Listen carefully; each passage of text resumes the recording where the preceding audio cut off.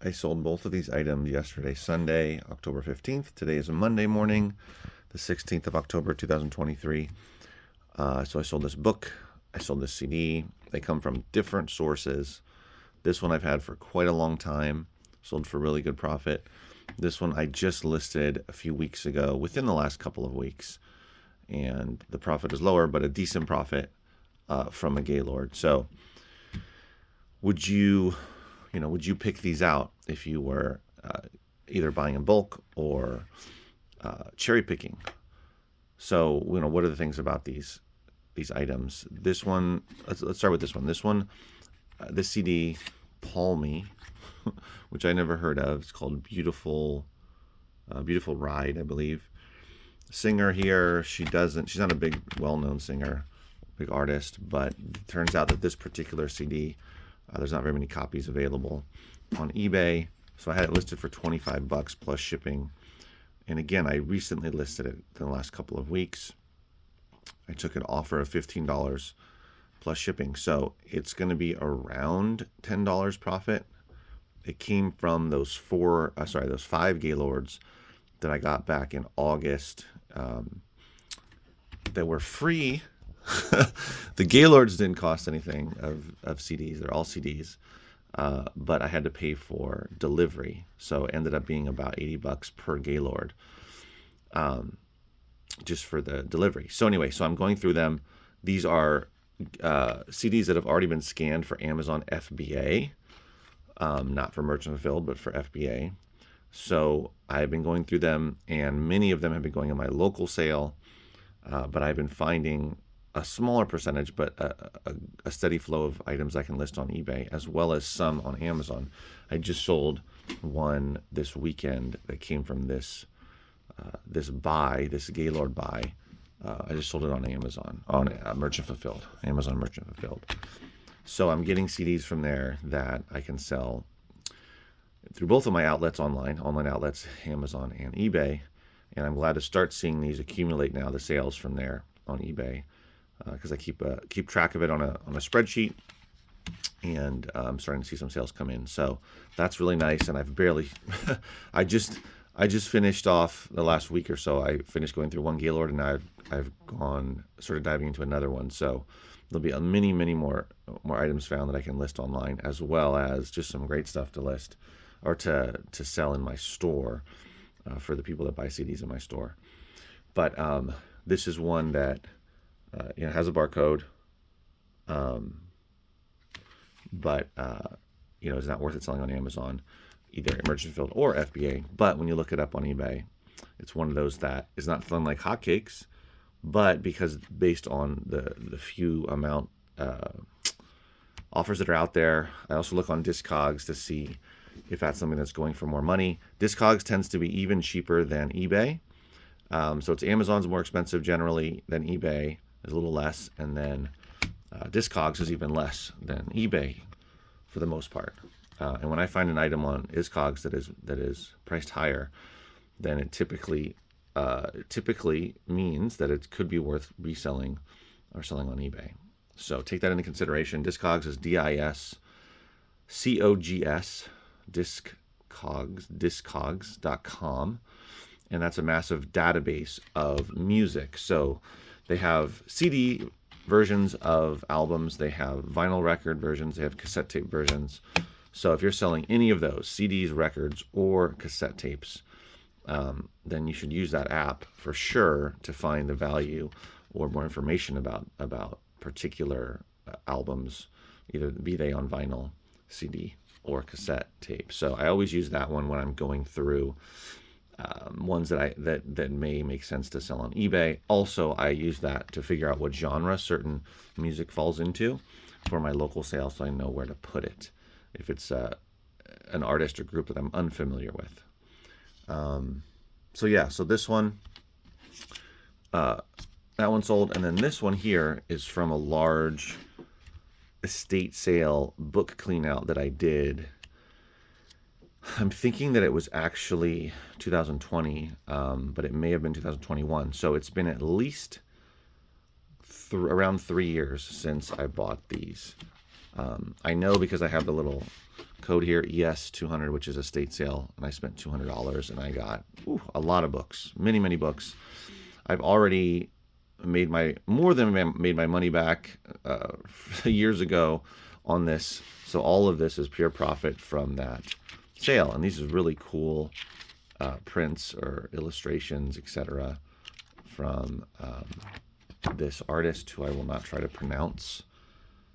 Well, I just tried, but I don't know how to pronounce it. So it's a collection of their landscape paintings. And I had it listed for $70, but it's been sitting for quite a while. I got an offer of $41.99 plus shipping. I think it's plus shipping, but regardless, $42. And I took it because, like I said, there's been little interest in it.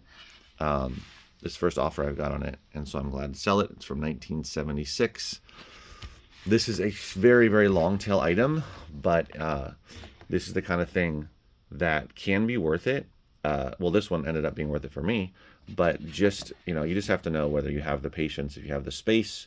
Depends on the kind of seller you are. If you want to be constantly turning over your items, even if you're in the media, if you're into selling books and other media, you know that some of them can be long tails, but there can be a lot of money in those. So I still have a lot of items that are going for good money, but it just takes longer to sell them.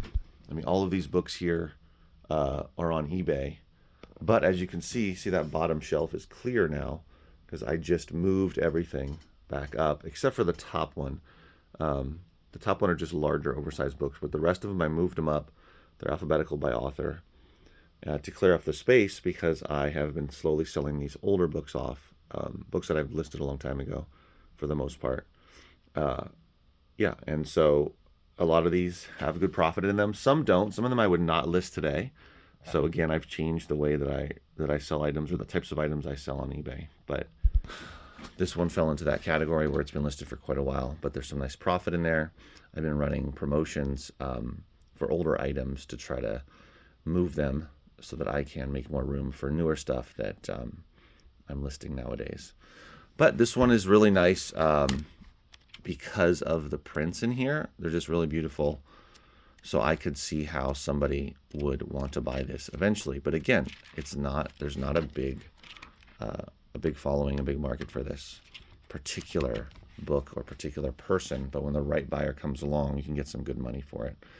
And again, I paid $200 for all these books. I got a truck full of books. It was a lot of books. Many of them were art-related painting. The woman had collected tons of books related to painting, landscape painting, and that type of stuff, especially a lot of people from China. She had gone over to China for many years, for decades. So anyway, she had a massive collection, and I've sold lots and lots of books from that. That's the only estate sale clean out I believe I've done. I've done some other bulk book buys, people that are moving, or someone passed away and they're just trying to get rid of stuff. I've done it a couple other times, but most of the time I just get my books, either pick them up for free or they get donated to me. So anyway, this one's been around for quite a while. I was glad to sell it. Just an example, or two separate types of examples of the types of items that I sell on eBay.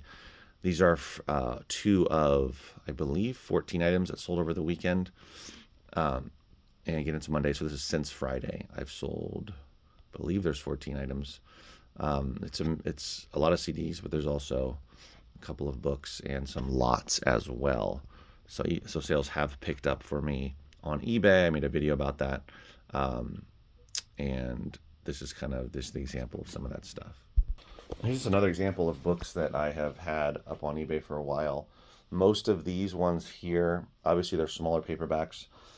Almost all of them are science fiction, and majority of them are either signed or are first editions, first printings. Some of them are first edition signed copies. And so these types of books tend to take a little longer to sell just because you're looking for the right buyer.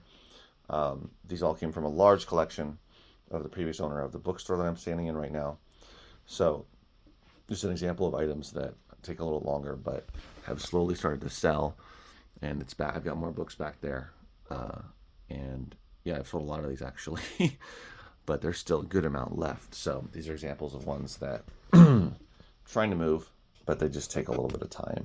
So you just kind of have to, you know, as an eBay seller, book and media seller, you have to figure out what makes sense for you. And if these kind of items aren't moving quickly and you want to move them, then you can drop the price, you can run promotions, or just don't list these kind of items, or do a massive lot and say, you know, I could take all of these, pull all these, and do it by author first, and then just put them all together and say I've got all these signed science fiction books. There's ways to try to liquidate it really quickly. I'm not in need of liquidating it super quickly right now. They just sell slowly off. But I, you know, the more I list, of course, the more I have to sell, so I don't run out of space. And I still have space, but I've got all this new stuff, and those two shelves are newer items as well. But all of these books are older books that have, for the most part, promotions running on them, and they're just slowly selling off. So just keep that in mind when you are building up your eBay store, and how much patience you have, how much space you have. And, you know, if you're going to list an item that is rare, i.e. it's signed, it's first edition, there's either no other copies or not many copies, make sure there's enough profit in there so if you have to wait a while to sell it, that it's worth it. All right, guys, thanks for watching. See you in the next video. Take care.